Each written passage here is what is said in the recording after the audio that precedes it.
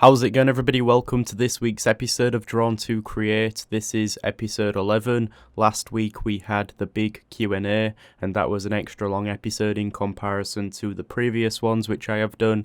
And because of that, something happened. Actually, I'm not sure if it was because of that, but it probably didn't help. But I'll talk about that in a second because I want to make an announcement right now.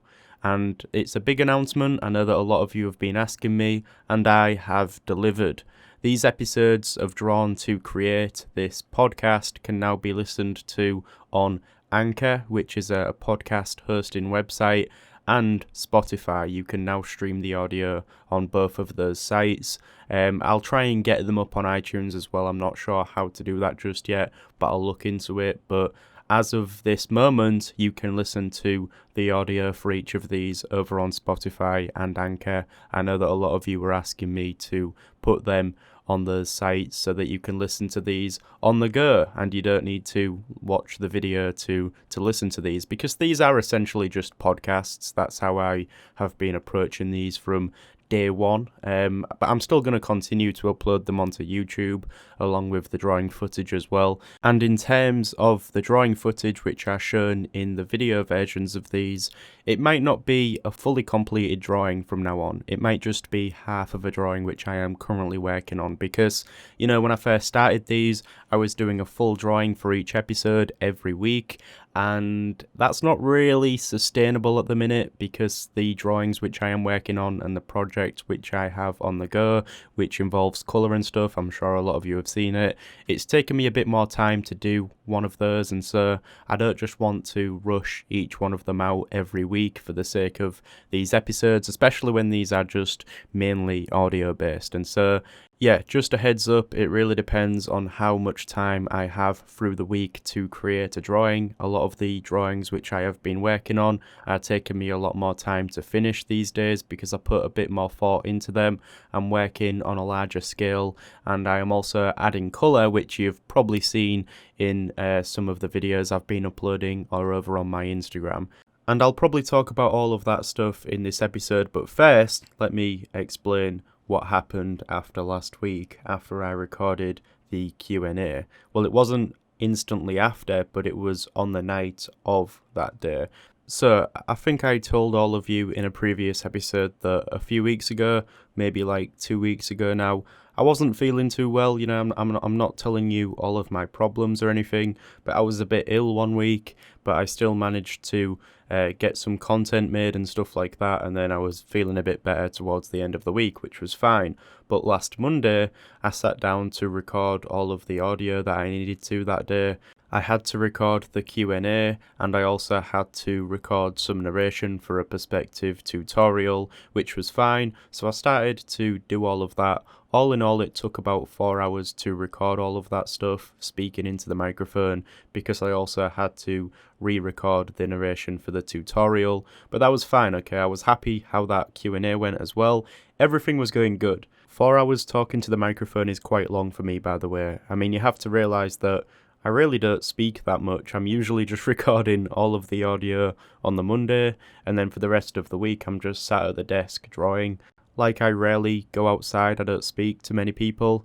Man, I sound like such a loser right now, but that's just what I do throughout the week. And so for the rest of that day, I did some drawing, I did some editing, and later on the night, when I was watching some TV, I realised that I had a bit of a sore throat. Now, you're probably thinking, Dan, stop being a drama queen. You know, all you did was speak into a microphone for 4 hours. There's people who speak all day and they're fine. But anyways, regardless of all of that, I had a sore throat, and so I had like some sore throat medicine and stuff, and then I went to bed. And I woke up and I just felt like utter shit. Like I just couldn't even hardly stand up without feeling dizzy. I had a bit of a fever. My throat, like, I couldn't hardly swallow because I had such like a sore throat. And then to cut a long story short, I realised that I might have tonsillitis, and so I went to the doctors. Yeah, I did have tonsillitis, and so I was like, oh, great. So yeah, I've had tonsillitis this week, and I don't know why I'm sharing this with you. I guess it was just something to talk about. Luckily, I had the Q&A recorded already, and so that was up last weekend.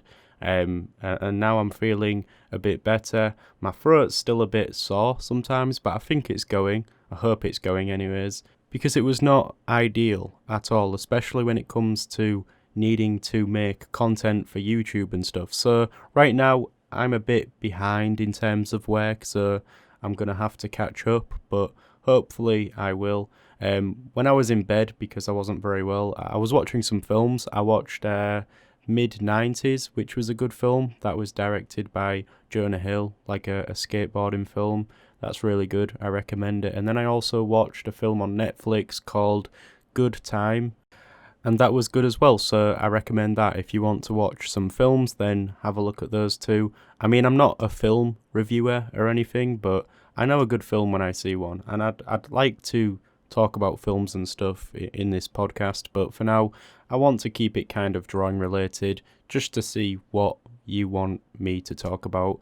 This podcast is still in its early days, so getting back to the actual drawing stuff. Recently, I have been experimenting with colour, with all of these new concepts. I'm just trying new things, and I really like the direction that my drawing is heading in. I like how it's developing, and I'm just throwing myself into it. Like I've really been investing a lot of time in thinking about where I want to take my drawing. And of course, I have these responsibilities of doing YouTube and making the Patreon tutorials and stuff.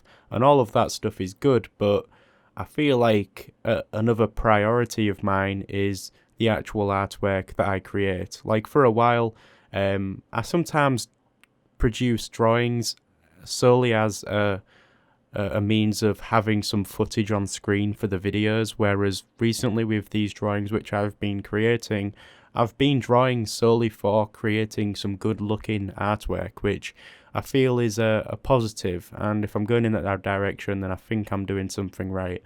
And all of you seem to like how it's coming along as well, so I'm going to continue to push it in that direction and see how far I can push it. I mean, I always talk about trying all of these new things. I did an episode dedicated to that, and I'm sort of like trying to establish myself as an artist more, trying to sort of move towards a style which is recognizable as my own, and brand myself a bit almost. And I speak about style often. I have spoke about it in the past, and I talk about how you shouldn't really place too much emphasis on style. Like, I often think there is way too much importance placed on this idea of a unique style, and I think that comes as a result of people wanting to create an identity almost, if you understand what I mean. Like, when we create something, we have an attachment to it. That's just part of it, and that's a subject for a discussion in itself, but artists are funny people, you know. They're sensitive, and it's almost unavoidable to create something and not see it as being a product of you. People who make and create stuff will often place their self-worth in what it is that they create. And so if you create something that sucks, then you might think that you suck, but you don't. That's just, part of how you interpret that criticism. And so that's why it's advised to separate yourself from your creations. And I've thought about that for a while, about this advice that I hear often where people talk about detaching yourself from your work and it not being a reflection of you as a person. And I do get that, and I make an attempt to do that as well to some extent, because I feel like you need to put a bit of yourself into it, right? Is it even possible to create something without putting yourself into it? I don't think it is. I think it's unavoidable. I think you have to invest yourself in the process of creating something. But then once you have created it, do you then step back and try to detach from it?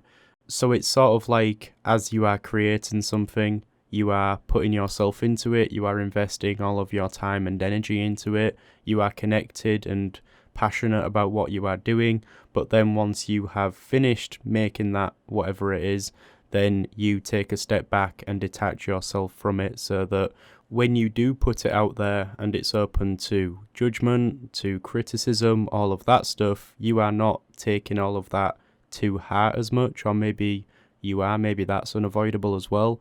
But again, I think that's how you have to go about it. You have to throw yourself into it in the process of making it, but once it's done, you have to step back, put it out there into the world, and then you're not responsible for anything that happens from that point on. I mean, art is subjective. If you like it, if you put it out there, I mean, because you're going to publish it, you're not just going to keep all of your artwork and your drawings to yourself in one room and never publish them online. Or maybe you do, but I don't really see the point in that. Maybe I do see the point in that. Maybe you're just creating solely for yourself and just you really have little interest in publishing it online to show other people. But most people like to put their work out there because it's if they make something, they're probably proud of it, and it's a way to showcase what they have done to the world and maybe have some kind of an impact, even if that just comes in the form of a like on Instagram. You know, that's approval, and I think we all chase that approval. Sometimes it can spiral out of control and we end up chasing that too much to the point where we put way too much focus on numbers and likes and all of that stuff. But that's, again, another discussion for another episode. And again, I've gone off on a bit of a tangent talking about all of this, but I was just sort of thinking about why people often give the advice to try and separate yourself from your work. And I understand that, but I was just thinking about it in terms of how is that possible when what you create is, you know, I feel like it's unavoidable. When you create something, it has to be a product of you. You have to put yourself into it. I'm not sure if any of you can relate. I guess I'm just thinking out loud here. And I can relate to the actual statement though, because when I create something and I make a drawing or whatever, I do have an attachment to that. And I find it really hard to separate myself from it. What I tend to do now is once I have finished a drawing, that drawing is in the past. I move on. I move on to the next thing and I'm thinking about the next thing. I forget about what I have done. And again, like I just said, once that creation does go out there and is on show to the world, that's not my responsibility anymore. I mean, it is in a sense, but you get where I'm coming from. Like, it's subjective, so there's going to be some different responses, and how I interpret them is up to me. That is my responsibility, how I interpret them. But anyways, let's get back to what it was that I was originally discussing. I think I was just talking about trying new things with my work and talking about style, which is something that I'm sort of slowly moving towards. And style is a form of identity. That's why I was speaking about all of that stuff, because style plays a big part in having that close connection and attachment to your work, because an artist develops a reputation as a result of a style sometimes. And so that style is something personal because they made that. And I think what I was trying to say was that people put too much emphasis on it at an early stage when it makes no sense for them to even think about developing a style, especially a beginner. I mean, how can a beginner who, let's say, has just started to learn how to draw, how can they expect to develop a style in something when they have yet to learn the something? Like, they need to learn about drawing and how to draw before they can develop any kind of style, and that applies to everything, not just drawing. And a lot of people who set out to learn how to draw, they're normally jumping into that cycle of trying to quickly find a style that they can call their own way too early. And I think that's because there's all of these established artists online, artists that are more experienced and have been working for years. You know, they're up to that point where they have a style of their own, and all of these people who are looking to learn how to draw, they look at their work and they see this style and they aspire to have something like that themselves, which is fine. But I think sometimes they forget to realize that the artist that they are looking at, they have probably spent years working to get to that point. They've been likely exploring all of these different things, experimenting, learning new things, improving their skills, failing, trying again, developing themselves. And, even if the style appears to be something really basic and simple, what's underlining that is all of the work which has come before it. And that might not be published as much as the style that they present now, and so that might go unnoticed. But I guarantee that they probably didn't just pull a style and a way of working like that out of the bag from day one as soon as they started drawing. That is a result of constant development and improvement. And so in a way they earn this style that they have currently, right? They have put in the work and they have developed this style, they have earned it. And I think that's why it's kind of weird when a beginner comes along and draws something and then they justify all of their decisions, they dismiss any form of criticism by saying that it's a result of their style.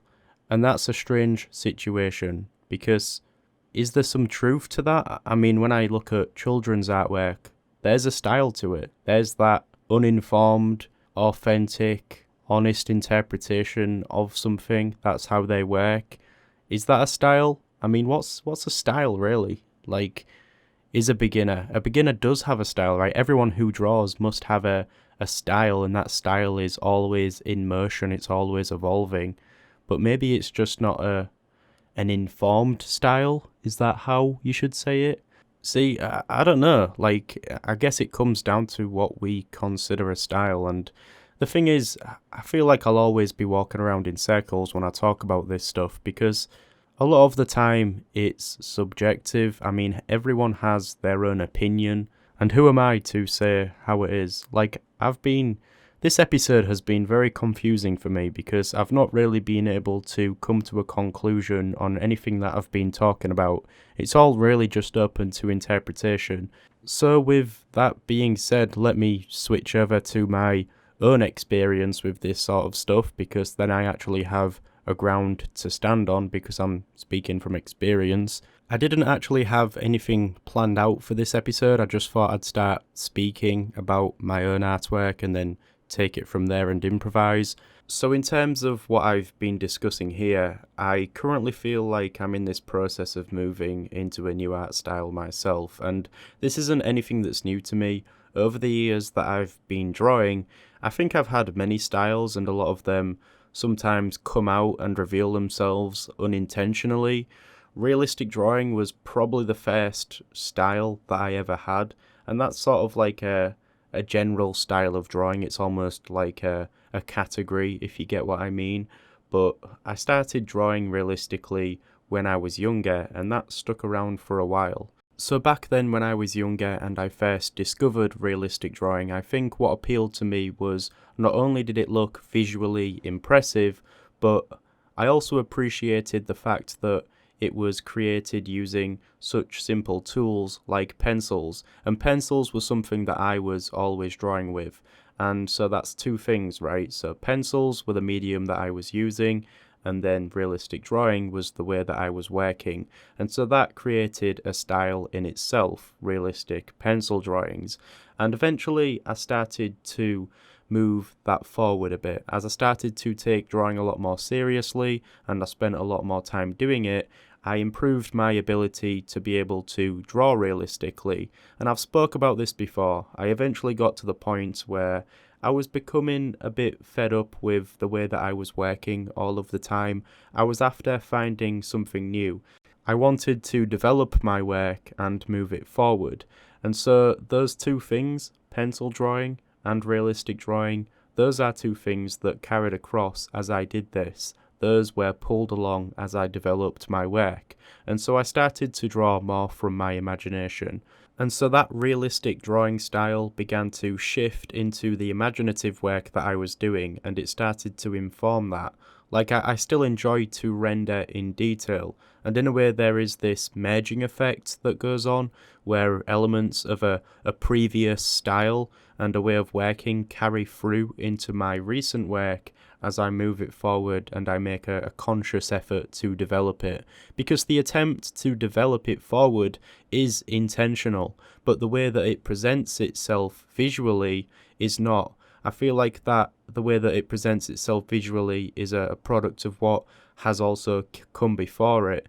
Now, I'm not sure if you're following along with me here, but currently, as I introduce colour to my work, I'm at that point of an emerging style. I think it's a style that is informed, obviously, by everything that I have done in the past, but also, see, I can't escape my artwork that I have created previously. It's almost like I'm pulling it along every time I do something new. Also, in a literal sense, all I'm doing is adding colour, but beyond that, there is the previous years of work, which includes learning and experimenting. You know, the things that I discussed earlier when I was talking about a more developed artist who has a style that they are known for. All of my work that has led to this point in time is responsible for how my work is developing currently.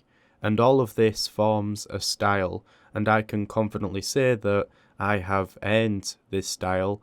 And in a way, I have earned it because I'm able to use all of my previous work to justify that, if that makes sense. But this new style that I am developing, it's not far from what previously came before it, but it's still a step forward.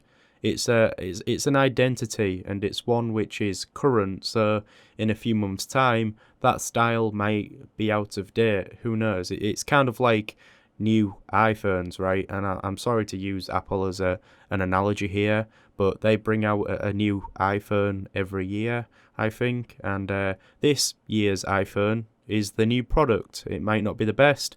I'm not too up to date, nor do I have any interest on being up to date with Apple products and stuff, but I'm guessing that the new iPhone is the newest, most recent model, and the older iPhones, they're in the past now.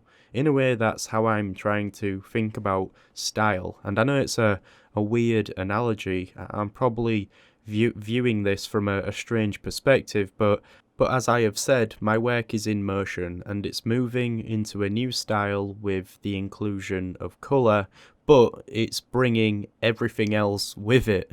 Now, I don't have any interest in stopping it here.